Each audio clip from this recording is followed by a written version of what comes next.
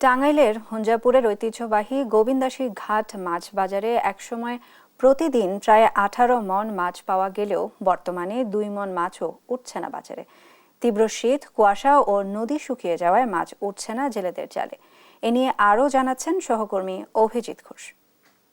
দাঁড়িয়ে আছি টাঙ্গাইলের ভূঁইয়াপুরের ঐতিহ্যবাহী গোবিন্দাসী ঘাট মাছ বাজারে। এই বাজারে একসময় 18 থেকে 20 মণ মাছ পাওয়া গেলেও এখন এই বাজারটিতে 2 মণ মাছ মিলছে না যমুনা নদীর। এর কারণ হচ্ছে তীব্র শীত এবং কুয়াশা এবং নদী শুকিয়ে যাওয়ার কারণে জেলেদের জালে এখন মাছ উঠছে না, ফলে এই বাজারটিতে মাছ সংকট দেখা দিয়েছে।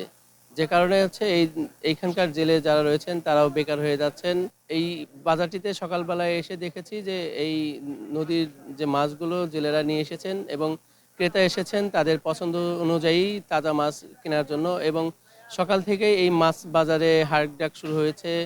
ক্রেতারা তাদের পছন্দ অনুযায়ী নদীর তাজা মাছ কিনে নিয়ে যাচ্ছেন। অনেকেই এই জেলায় 88,000 টন মাছের চাহিদা থাকলেও এই জেলাতে 65,000 টন মাছ উৎপাদন হচ্ছে। যে কারণে এই চাহিদা পূরণের জন্য এই মাছ অন্যান্য জায়গা থেকে এই টাঙ্গাইলে আমদানি করা হচ্ছে। চায়না জাল এবং এই হিট দেওয়ার কারণে যে মাছের সংকট তৈরি হয়েছে, এটি নিরোধে কার্যকর উদ্যোগ গ্রহণ করলে এই মাছের সংকট কিছুটা উত্তরণ হবে। এবং স্থানীয় মাছ বাজার বলছেন যে তারা আগে যেমন মাছ পেয়েছেন এমন মাছ না পাওয়ার কারণে এইখানকার জেলেরা অনেক বেকার হয়ে যাচ্ছেন।